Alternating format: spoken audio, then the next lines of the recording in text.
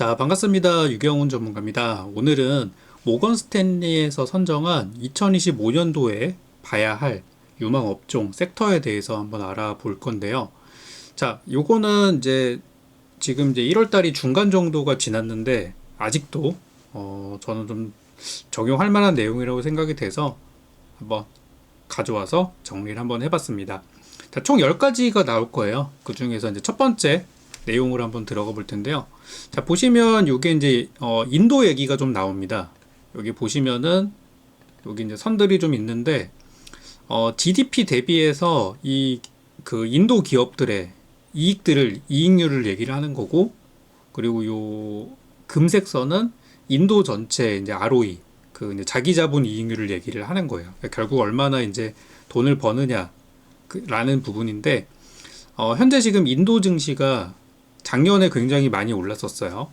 작년에 뭐 상반기하고 한 가을까지만 하더라도 인도하고 일본 증시가 엄청 좋았었죠. 그래서 인도가 굉장히 성장하고 있다는 이야기들 하고 있는 거고, 향후 2026년도까지의 전망치를 봐도 인도의 기업들의 그런 자기 자본 이익률 ROE 수치는 계속해서 성장할 걸로 전망이 된다고 합니다. 그러니까 우리나라 같은 경우는 한국 대표 기업들인 뭐 삼성전자나 기타 최근에 많은 기업들이 실적 발표가 좀 실망스럽게 나온 거에 비하면 인도는 계속 지금 성장하고 있는 국가라는 거를 보여주는 부분이에요. 그래서 인도에 대해서 투자를 우리도 생각을 해봐야 된다고 말씀을 드리고 싶은데요. 실제로 모건 스탠리는 인도에 대해서 2025년도에 아웃퍼폼 할 것이다. 그리고 비중을 늘려라. 라고 전망들을 올 초부터 많이 내놓은 상태인데, 왜 인도가 그렇게 지금 성장을 하고 잘 가고 있는지에 대해서는 이걸 한번 보여드리고 싶습니다. 자, 이걸 보시면은 일본 기업의 80%가 인도를 새로운 기회로 보고 있다고 해요. 왜냐면 중국의 대체제라는 거예요. 그러니까 미국이 중국을 규제하는 것 때문에 중국이랑 거래를 하면 이제 안 좋을 거란 말이죠. 특히 트럼프 정부가 들어섰으니까 더 강해진 거죠. 자, 그거에 비해서 이제 인도는 약간 그런 부분에서 약간 벗어나 있다는 거예요. 그래서 중국 투자 매력도가 최근에 가장 최저치를 기록을 했고, 일본 같은 경우는 인도 진출 기업의 90%가, 그러니까 인도 10년 이상 진출한 기업은 90% 흑자 전망을 할 정도로 인도가 지금 떠오르는 시장이라고 보시면 되겠습니다. 그래서 지금 중국에 대한 비중을 줄이고 인도로 가는 게 최근의 트렌드라고 볼 수가 있겠습니다. 그래서 얼마 전에 그 현대차도 인도 법인 그 상장했잖아요. 그리고 또 얼마 전에 보니까 LG전자도 인도 법인을 공식적으로 발표를 했습니다. 그래서 우리나라 대기업들이 인도 진출 이야기들이 나오고 있는 거예요. 그리고 뭐 아시겠지만 삼성 이재용 회장도 인도 뭐 재벌가의 딸 결혼식에 직접 하객으로 갈 정도로 몸소 참석을 할 정도로 인도 시장의 앞으로 이 성장성이나 이런 것들이 많이 부각될 거라고 보기 때문에 인도 진출하는 기업들이랑 또 인도의 기업들이랑 거래하고 있는 기업들을 좀 잘 봐야 될 것 같아요. 미국이 중국을 계속 겨냥해서 규제하고 관세 매기고 그런다고 하는데 우리도 빨리 길을 찾아야 되거든요. 그게 인도가 될 수가 있겠습니다. 그래서 인도에 대한 얘기를 첫 번째로 한번 드려봤고요. 두 번째로는 요게 유럽 얘기인데요. 디펜스, 국방비를 얘기를 하는 겁니다. 방위산업에 GDP 대비 방위산업에 돈을 얼마나 쓰느냐라는 거예요. 자, 근데 유럽이 지금 전쟁터가 있죠. 유럽이 지금 이스라엘 쪽도 있고, 또 우크라이나 러시아도 있고, 물론 전쟁이 끝난다는 얘기도 있지만 현재 진행 중인 상황입니다. 그래서 이 과거 대비해서 이 수치들을 보면은 과거에는 GDP 대비해서 국방비를 1991년도 한참 중동이 시끄러울 때, 그때는 GDP 대비 2.5%까지 유럽에서 사용을 했다고 합니다.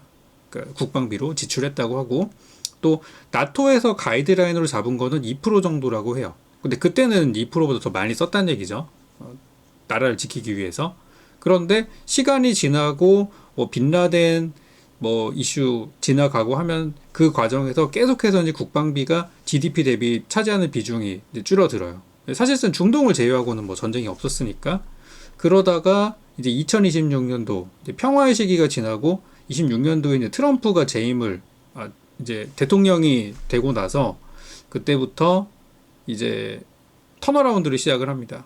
그리고 지금까지 바이든 정부를 거쳐서 현재까지 다시 이제 우상향세로 가고 있는 거예요. 여기에서 이제 우리나라 기업들이 수혜를 되게 많이 받았죠.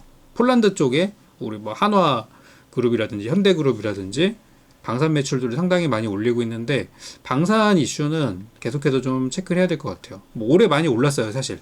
많이 올랐지만 지금 우리나라 기업들 중에서 실적이 잘 나오는, 실제 수치로 보여주는 섹터가 얼마 없다 보니까 많이 올랐음에도 불구하고 계속 봐야 돼요.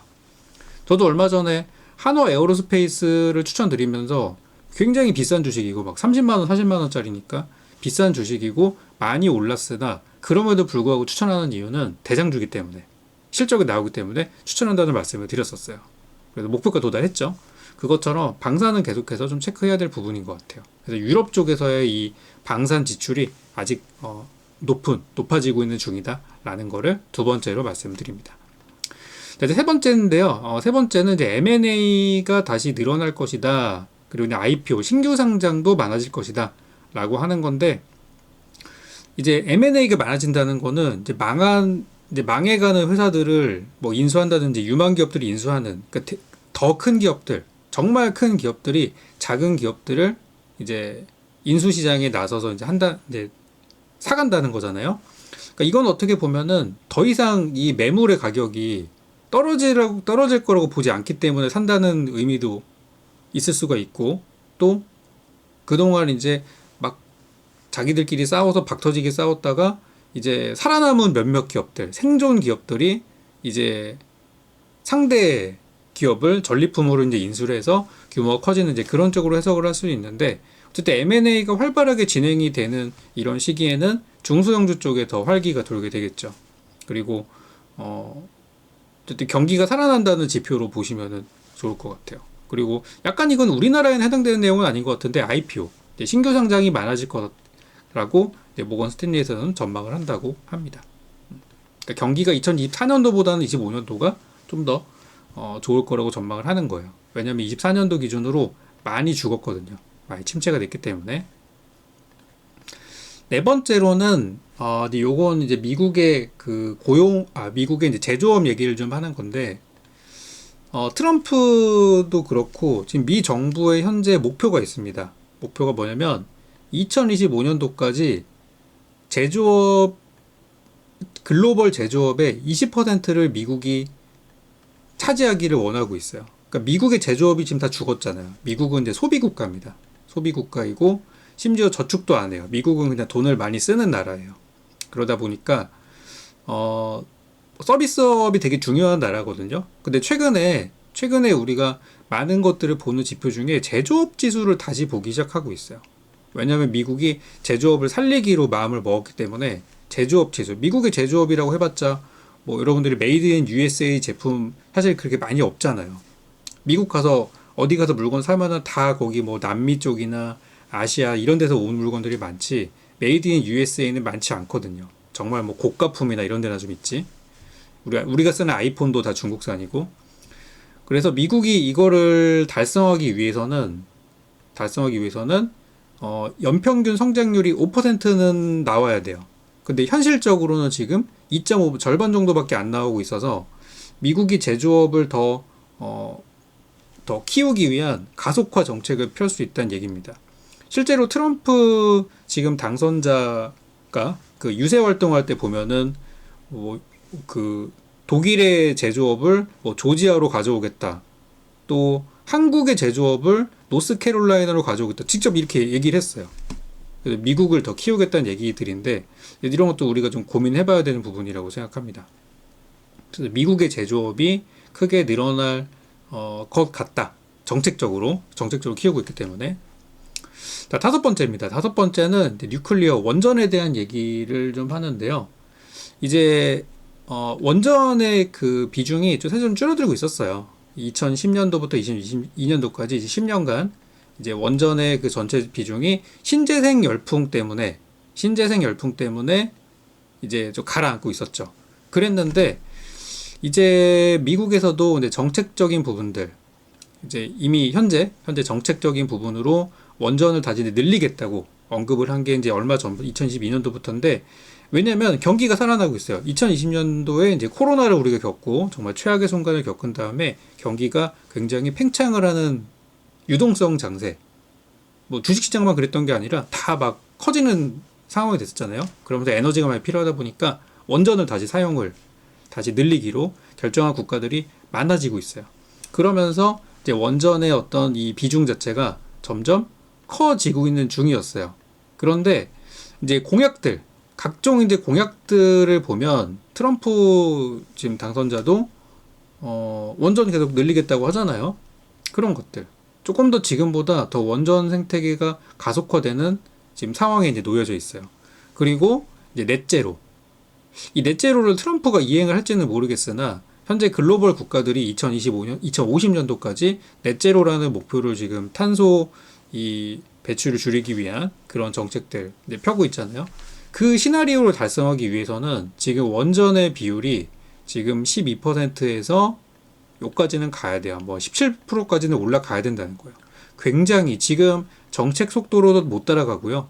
지금 공약 속도로도 못 따라가는 거예요. 이거는 지금보다 훨씬 더 가파른 속도의 원전 확산이 있어야만 이 넷제로를 달성할 수 있다는 거예요. 탄소 중립을 달성할 수 있다는 거예요. 그러니까 우리나라가 사실 이 탄소 중립이나 이런 거를 그렇게 중시한 나라가 아니다 보니까 참 이거를 따라가려면 굉장히 벅찬 상황인데, 이걸 해결할 수 있는 게 원전이라 이런 얘기입니다.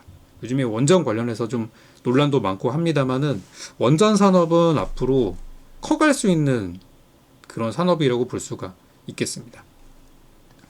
그래서 굉장히 시급한 상황이다. 자, 이제 여섯 번째인데요. 여섯 번째는 이것도 이제 전력에 대한 얘기예요. 이제 이게 뭐냐면 네거티브 파워 프라이스인데, 이 네거티브 파워 프라이스는 뭐냐면 이제 신재생 에너지를 막 이렇게 하잖아요. 뭐 태양광이나 풍력들을 통해서 우리가 전력을 생산하는데, 이 태양광이나 풍력은 전력이 들어오는 게 랜덤하게 들어옵니다. 그러니까 뭐 햇빛이 갑자기 많이 쬐다 그러면은 전력 생산이 갑자기 팍 늘어나는 거고, 또 바람이 갑자기 많이 불면은 풍력 에너지 생산이 많이 늘어나는 건데, 문제는 그거랑 우리가 사용에 필요한 이 수요와 공급이 매칭이 잘 안 될 때가 있어요. 그러니까 해는 너무 좋아서 막 지금 태양광 에너지가 넘쳐나는데, 그 에너지를 공급받는 동네에서는 지금 어쨌든 비수기에 막 이래가지고 이게 소용 없을 수도 있어요. 그 에너지가 남아 돌게 되겠죠? 그러면 에너지 도매 시장에서 저 에너지 가격이 이제 음의 수치로 떨어지는, 네거티브로 떨어지는 상황이 오게 돼요. 그렇게 되면은 이 전력 생산자들이 그렇게 재미를 많이 못 보는 상황이 되겠죠? 근데 이런 현상들이 신재생 에너지가 가속화되면서 굉장히 많이 일어나고 있다고 해요. 특히 이제 유럽에서 뭐 영국 같은 나라들이나 영국, 독일이 지금 신재생 에너지에 제일 열심이잖아요. 이런 국가들은 네거티브 가격이 점점 에너지가 필요 없는데 과생산하는 거죠. 과생산하는 경우들이 굉장히 많아지고 있다고 해요. 그래서 이거를 이제 해결할 수 있는 방법이, 그렇다고 신재생 안 할 수는 없으니까 해결할 수 있는 방법이 저장을 하는 방법. 우리 ESS라는 진짜 얘기 많이 하죠. ESS를 통해서 저장하는 방법이 있고, 또는 뭐 사람들한테 전기를 많이 쓰세요라고 할 수는 없잖아요. 일단 이런 방법이 있고, 또 하나는 그리드, 스마트 그리드를 통해 가지고 이 전력을 공급받는 우리 동네는 필요 없지만 옆 동네가 필요할 수도 있으니까 이런데 이제 에너지를 이렇게 순환을 돌게 시켜 놓으면은 이 남아 도는 에너지를 쓸 수가 있겠죠. 그래서 이제 스마트 그리드라든지 ESS 같은 방식들이 필요하다는 얘기를 하는 겁니다. 그래서 신재생 에너지를 이제 우리가 사용하다 보니까 이런 일들이 좀 일어나고 있다고 해요. 그래서 그렇게 에너지가 그런 이제 현상들이 생기고 있다고 해요. 근데 이거는 저는 개인적으로 걱정은 크게 되지는 않는 게, 이제 데이터 센터. 지금 전 세계적으로 데이터 센터를 막 짓는 게 열풍인데, 이 데이터 센터라는 게 뭐 서울에도 보면은 상암 같은 데 가면은 뭐 거대한 빌딩이에요. 근데 이 데이터 센터라는 거를 짓기 위해서 뭐 허가를 받고, 또 지자체 뭐 승인도 받아야 되고, 막 굉장히 복잡한 절차를 거쳐야 이거 하나를 질 수가 있는 거거든요. 근데 해외에서는 어떤 사례들이 있냐면 그냥 빈 건물들 그냥 매입을 해버립니다. 매입을 해버리고 이미 뭐 다른 기업에서 사용하고 있는 그런 건물이니까 데이터 센터로 전환시키기가 되게 어렵지 않다고 해요. 그냥 맨 땅에다가 지으면은 규제나 이런 것들이 필요하지만 이미 어떤 특정 회사에서 남는 건물이 있어요. 뭐 경기가 안 좋아서 건물 매물로 내놨다? 그거 사가지고 데이터 센터로 지어버린다고 하더라고요. 그래서 개인적으로 이런 거는 그렇게 뭐 문제는 아니라고 생각하는데, 이 네거티브 가격이라는 게 신재생 때문에 일어난 거기 때문에 아까 말씀드린 뭐 원전이랑 같이 한번 엮어서 볼 필요는 있을 것 같아요. 자, 그리고 이제 일곱 번째입니다. 일곱 번째는 그 AI가 이 Financial Companies, 그러니까 이제 금융회사 쪽에서 많이 사용이 될 거라는 그런 전망입니다. 보면은 뭐 많아요. 이 뭐 소비재도 있고, 이 캐피털 굿즈, 그러니까 이제 뭐 기업들이 물건을 제조업 과정에서 생산하기 위해서 이제 매입하는 그런 자재들, 그리고 뭐 자동차, 그리고 뭐 유틸리티, 반도체 기업들, 뭐 통신 회사들, 그리고 통신 자재 회사들, 또 그 스테이플스 하면은 그 뭡니까? 필수 소비재, 뭐 그런 것들, 소프트웨어 기업들 많이 사용을 하는데, 이 AI가 가장 활용이 많이 되는 곳이 이 보험이나 파이낸셜 서비스 쪽이라고 해요. 그러니까 저도 이제 이 증권 쪽에 몸을 담고 있지만 저 같은 사람들을 AI가 대체할 가능성이 굉장히 높다는 거예요. 그러니까 저도 이제 살아남기 위해서 AI도 공부를 하고 있는 상황입니다. 저거 사용하지 않으면 뒤처지게 되는 거예요. 남들은 AI를 사용해서 저만큼의 효율을 내고 있는데 나만 원시적인 방법으로 옛날 하던 그 방식대로 하면은 효율이 여기밖에 이제 못 머물러 있는 거니까 여러분들도 한번 잘 생각을 해보셔야 돼요. 그런 세상이 오고 있다고 합니다. 저한테 되게 위기가 되는 부분인 것 같아요. 여덟 번째입니다. 여덟 번째는 이제 양자 컴퓨터 관련된 내용인데, 이제 이거 보면은 이제 큐비트라고 하죠. 이 큐비트가 뭐냐면 양자 컴퓨터가 가동하는데 거기서 가장 작은 단위를 큐비트라고 하거든요. 그래서 이 큐비트가 얼마나 작냐가 중요해요. 이게 크면은 오차율이 커진다 그래서 큐비트는 작을수록 좋고, 이게 작으면서도 또 안정적으로 작동을 해야 돼요. 그래서 큐비트의 이 에러율, 오차율이 세월이 흘러가면 갈수록 점점 줄어들고 있는 거예요. 최근에 2020년도, 2025년도, 2020년 들어가지고 급격하게 좀 가독하게 되는 부분이 있죠. 그리고 이 양자 컴퓨터라는 게 뭐 한 가지 방식으로만 구동되는 게 아니라 뭐 아이온을 이용하는 경우도 있고, SC 같은 경우, 이 SC가 뭐냐면 초전도거든요. 초전도체거든요.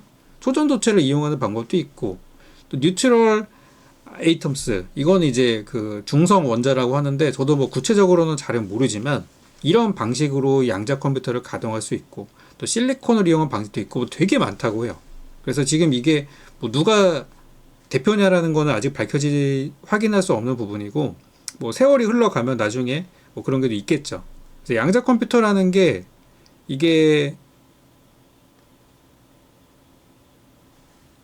여기 보니까 2012년도 기사예요. 2012년도 기사에 뭐라고 나냐면 IBM에서 양자 컴퓨터 임박했다, 초전도 큐비칩을 공개했대요. 근데 지금 시간이 벌써 13년이 지났습니다. 양자 컴퓨터 임박했다고 했는데 지금 13년이 지나도록 양자 컴퓨터가 안 나왔어요.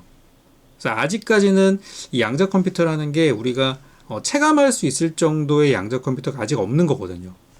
최근에 이제 엔비디아의 젠슨 왕이 그 한마디 했었죠. 20년은 돼야 이제 상용화가 될 것이다. 근데 이거는 뭐냐면 제품화가 완전히 돼가지고 우리도 사용할 수 있는 걸 얘기를 하는 건데, 지금 양자 업계에서 하는 얘기는 조금 달라요. 양자 업계에서는 뭐라고 하냐면 이미 양자 컴퓨터는 있다. 그리고 이미 양자 기술은 이미 있다고 얘기를 해요. 양자 기술은 있다. 기술은 이미 있기 때문에 이걸 가지고 우리가 문제 해결을 하거나 다른 데 활용은 이미 되고 있다고 합니다. 그렇지만 제품화가 되어서 누구나 구매할 수 있는 단계가 아니다라는 거죠.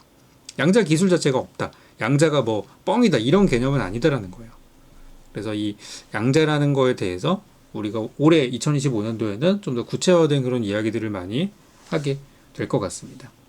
그래서 아이온큐가 이제 미국의 아이온큐 이 회사가 이번에 그 CES에서 발표 세션을 가져서 내용을 좀 봤었는데 올해 출시한다고 합니다. 올해 뭐 컴퓨터를 출시한다는 게 아니라 이 알고리즘 큐비트 자체를 출시를 한대요. 템포라는 이름을 붙여가지고 양자 큐비트를 출시할 것이고 앞으로 계속해서 새로운 제품들이 나올 것이다.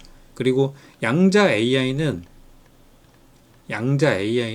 지금 우리가 AI 혁명이라고 얘기를 하지만 그 다음 단계다라는 얘기를 하게 되고 있어요. 그러니까 결국 AI라는 것도 데이터를 얘가 학습된 거를 학습해가지고 그거를 처리하는 건데 양자가 붙어버리면 엄청난 성능에 개선이 있을 거라는 그런 이야기입니다.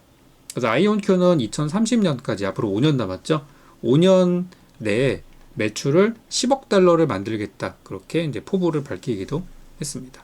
그래서 양자 관련주가 어제 그 많이 올랐다가 그러니까 이제 수요일 날 빠지고 목요일 쉬고 금요일 날 작살이 났잖아요. 미국장 기준으로. 그리고 나서 미국장에서도 반등을 장초에 하다가 후반에 또 이제 빠져서 아쉽게 좀 밀리는 것들이 많이 있었는데 양자 관련주도 선택과 집중을 좀 해서 공략한다면 나쁘지 않을 것 같고 지금은 양자 관련주 좀 조심해야 될 때라고 생각해요. 어쨌든 근데 이건 미래 기술이기 때문에 나중에 한 번 더 올라올 수 있는 기회가 있을 거다라고 저는 보고 있어요. 그래서 양자가 올해는 많은 얘기들을 하게 될 것 같습니다. 자, 9번째입니다. 9번째는 뭐 비슷한 얘기예요. 비슷한 얘기인데 AI 여기 이제 소프트웨어 USA 소프트웨어 팀이라고 나와 있는데 결국 이제 AI 얘기를 하는 거예요. 보면은 이제 뭐 그 어떤 뭐 업무 처리 과정을 얘기하는 겁니다. 정보를 얻고 또 정보를 처리하고 또 어떤 작업을 계획하고 활동하고 트레이닝, 티칭, 뭐 배우고 가르치고 모니터링, 컨트롤링 그리고 뭔가 창의적인 거 그리고 데이터를 분석하는 거 도큐멘팅, 문서화하는 거 셀링의 인플루언싱 또는 커칭하들 그러니까 이런 여러 가지 작업들을 하는데 소프트웨어가 적용이 된다는 건데 이게 결국 이제 AI잖아요. AI 프로그램, AI 비서 이런 애들이 이제 우리를 도와주는 거예요. 저런 작업들을 우리가 직접 하는 게 아니라 저런 거를 AI가 대신할 수 있는 건데 자 문제는 이게 어디 영향을 미치느냐? 우리 노동시장에 영향을 미친다는 겁니다. 그래서 현재는 이 노동시장에 주는 임팩트가 25% 정도라고 해요. 그런데 앞으로 3년 내에 노동시장에 AI가 미치는 영향들, 이런 AI 비서라든지 이런 애들이 미치는 영향력은 44%까지 늘어날 거라고 하니까 이제는 기업 입장에서 비용 절감을 할 수 있는 기회가 생기는 거죠. 사람을 쓰기보다는 그냥 프로그램 하나 쓰는 게 훨씬 좋은 거고 우리가 저기 뭐 우리 식당 같은 데서도 보면은 키오스크가 대세가 됐잖아요. 키오스크가 한 달 임대하는데 얼마 안 든대요. 뭐 10몇만 원, 20만 원 더 싼 데도 있다고 하더라고요. 근데 사람을 우리가 갖다가 키오스크 대신에 쓰면은 퇴근 시간 보내야 되고 휴가도 줘야 되고 최저임금 맞추면 한 달에 뭐 200만 원 넘게 지출해야 되는데 그런 거거든요. 사람을 대체하는 AI에 대한 그런 이야기인데 3년 내에 그런 것들이 굉장히 커질 거라고 합니다. 저도 굉장히 체감을 하고 있는 부분이에요. 자, 마지막입니다. 마지막인데 이거는 오젬픽 저거 아시죠? 그 비만 치료제. 비만 치료제가 제품이 되게 많아요. 오젬픽도 있고 또 위고비도 있고 많아요. 결국에는 그 세마이 글루타이즈인가요? 이름이 너무 어려워요. 그 성분을 이용한 GLP-1이라고 하는 그 성분을 이용한 비만 치료제 또는 여러 가지 약들이 이제 있는데 요거에 대한 관심이 올해도 굉장히 클 거란 얘기입니다. 그래서 이 오젬픽에 대해서 지금 이제 서치 사람들이 검색하는 그 검색률이 높다는 거예요. 그러니까 출시되기 전에가 사실 기대치가 제일 높고 출시되고 나서 얼마 전에 보니까 부작용액이 있더라고요. 그럼에도 불구하고 상당히 이 관심도가 높다라는 거를 이제 보여주는 겁니다. 그리고 이제 보면 항상 그렇지만 연말 연초에 항상 이 다이어트, 비만 이런 거에 대한 관심들이 커지는 시기다 보니까 이런 비만 치료제에 대해서 올해도 좀 큰 관심이 있을 것 같다고 이렇게 모건 스탠리의 자료에서는 확인이 되고 있습니다. 그래서 보니까 그러니까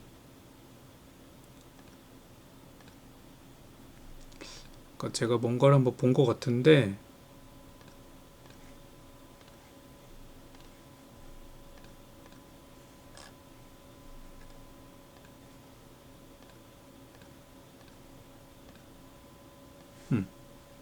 요게 이제 올해, 이거 이제 7일날 나온 최근 기사거든요. 여기 뭐라고 나왔냐면, 올해 매출 1위 글로벌 제약사는 어디일까? 로슈가 일단 1등이 나올 거라고 예상하고 있고, 그 다음 머크, 에브비, 또 등등등 있죠. 일라이릴리도 있고, 존슨앤존슨, 노보노디스크, 아스트라제네카, 노바티스, 화이자, 사노피 쭉 있어요. 자, 근데 이 약품 회사들이 이제 뭐 때문에 1등이 될 것이냐? 노보노디스크와 일라릴리는 글루카곤 유사 펩타이드 1, GLP-1의 이 당뇨병과 비만 치료제가 올해도 강세를 이어갈 거라고 해서 근데 그런 것 때문에 성장할 거라고 전망을 하는 거예요. 순위가 지금 4위랑 6위에 올라와 있죠. 그런 전망이 나왔다고 하고 로슈는 뭔가 한 방은 없어요. 저런 비만 치료제처럼 한 방은 없지만 전반적인 규모나 덩치가 제일 이제 클 것 같다. 그래서 매출 1위 기업으로 나왔다고 합니다. 비만 치료제만 한번 모아보면은 오젬픽이나 위고비, 마운자로, 젯바운드 매출 합하면은 700달러 넘어선다. 그러니까 여기 오타가 나왔는데 700억 달러죠. 그런 거라고 하고 2025년도 매출액은 24년도보다 2배를 넘을 거라고 그렇게 전망이 된대요. 그러니까 비만 치료제 만드는 회사들의 매출이 작년보다 2배 넘어갈 것이다. 그렇게 본다고 해가지고 우리나라도 봐야 돼요. 그런 거 비만 치료제 관련주나 그런 것들 좀 체크할 필요가 있겠습니다. 단일 약물로는 머크의 면역 항암제 키트로다가 3년 연속 글로벌 매출 1위를 기록할 거라고 하니까 이런 것도 체크해 보시면 좋을 것 같고 나머지는 뭐 등등등 이렇게 보시면 될 것 같아요. 중요한 건 이거예요. 세마이글루타이드 요 비만 치료제 성분이 굉장히 올해도 흥행을 할 것 같다 라는 이야기입니다. 비만 치료제 올해도 한번 잘 보실 필요가 있겠습니다. 아까 이제 설명하다가 좀 지나간 것 중에 하나가 이제 인도 얘기를 아까 좀 드렸었잖아요. 첫 번째로 인도 얘기를 드렸었는데 인도를 우리가 봐야 되는 게 이제 중국의 대체로 봐야 되는 것도 있고 인도라는 시장 자체가 굉장히 그게 있더라고요. 커가고 있더라고요. 인도라는 시장 자체가 보시면은 이제 작년 기사긴 해요. 요거는 작년 거긴 한데 작년 인도 증시가 많이 올랐잖아요. 보면은 자, 이게 이제 핵심이 될 수 있어요. 인도는 중산층이 되게 늘어나고 있대요. 원래 인도라는 나라가 그 카스트 제도 옛날에 막 그런 것도 있고 물론 지금 많이 사라졌다고 하지만 아직도 그런 계층 간의 문제가 있다고 하더라고요. 그런데 이제 옛날에는 2005년도 그러니까 20년 전만 하더라도 정말 최고위층, 최고 이 부유층과 또 이 중산층 그리고 이거 중산층도 아니구나. 중산층이 중상위와 중하위층이 있는데 합해서 요만큼. 그리고 전 국민의 69% 거의 70% 정도가 이제 하위층에 머물렀던 게 20년 전이에요. 그런데 인도라는 나라가 체질 개선이 많이 됐다는 거죠.